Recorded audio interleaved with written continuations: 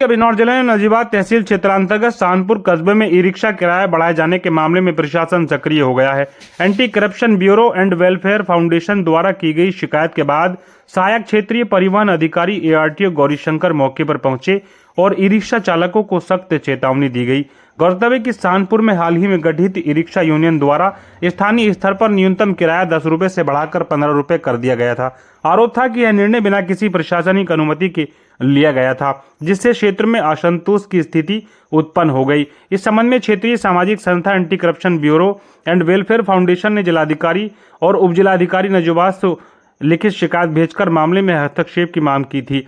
संस्था की district administrative Ranjana Saini ने शिकायत में कहा था कि बिना सक्षम प्राधिकारी की अनुमति के सार्वजनिक परिवहन के किराए में वृद्धि नियमों के विरुद्ध है तथा इससे आम नागरिकों को विशेषकर मजदूर, छात्रों और दैनिक यात्रियों पर अतिरिक्त आर्थिक बोझ पड़ रहा है। शिकायत के बाद ARTO गौरीशंकर ने शानपुर पहुंचकर स्थिति का निरीक्षण किया तथा ई रिक्शा चालकों से बातचीत की। उन्होंने स्पष्ट किया कि बिना अनुमति किराया बढ़ाना नियमों के खिलाफ है और भविष्य में इस प्रकार की मनमानी किए जाने पर संबंधित चालकों के विरुद्ध वैधानिक कार्रवाई की जाएगी। निरीक्षण के दौरान anti corruption bureau and welfare foundation के फाउंडर मेंबर इंजीनियर विकास कुमार आर्य सहित स्थानीय नागरिक भी उपस्थित रहे। उन्होंने प्रशासन से निर्धारित किराए का पालन सुनिश्चित कराने की मांग की।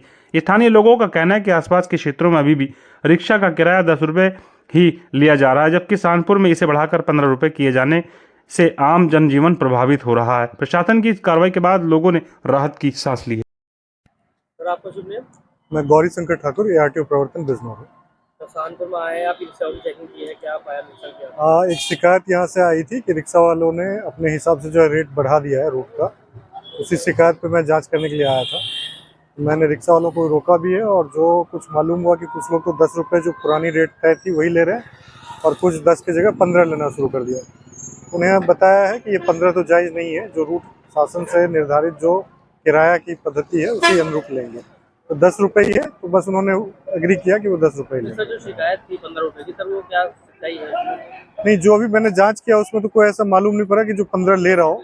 कुछ रिक्शा वालों ने ये बताया कि कुछ लोग ले रहे हैं, लेकिन जो सामने देखा है वो 10 ही ले रहे हैं, तो लोग 10 में ही चलेंगे, 10 ही सही रेट है। तो जिस तरह से अगर इसका मामला है 15 रुपए किराए के लिए, तो उसमें क्या परमिशन वगैरह लेनी पड़ती है पहले, क्या होता है? अगर ये आदेश जो है शासन से जारी होता है, तो शासन से जो जारी रेट हुआ है कि ई रिक्शा का किराया निर्धारण, उसमें 4 पैसेंजर वाली जो ई रिक्शा है उसको 8 रुपये 30 पैसे प्रति किलोमीटर के हिसाब से है 4 पैसेंजर के लिए। तो उस अनुरूप अगर हम देखें तो 10 रुपये ही जायज़ रेट है। जो जितने दूरी का बनता है उसमें 10 रुपये ही बनता है एक सवारी का, तो इसीलिए वो 15 रुपये करना उचित नहीं था, तो वो जांच कर ली। नजीबाबाद में क्या जिला भर में अक्सर ये देखा जा रहा है कि कुछ ई रिक्शा बिना नंबर प्लेट के और बिना शीशों के, बिना लाइटों के दौड़ रही है और नाबालिगों के हाथ में उनका हैंडल है, तो उस पर क्या कहेगा आप? लगभग लगातार जो है कार्रवाई की जा रही है। जो ऐसे रिक्शा मिल रहे हैं जिनके प्रपत्र वैध नहीं है, फिटनेस नहीं है, और मान लीजिए लाइटें आप बता रहे हैं लाइटें या नंबर प्लेट नहीं है, तो उन पर बंद की जा रही है। साथ ही अगर कोई नाबालिग चला रहा है तो उसे भी बंद की जा रही है और उचित कार्रवाई की जा रही है।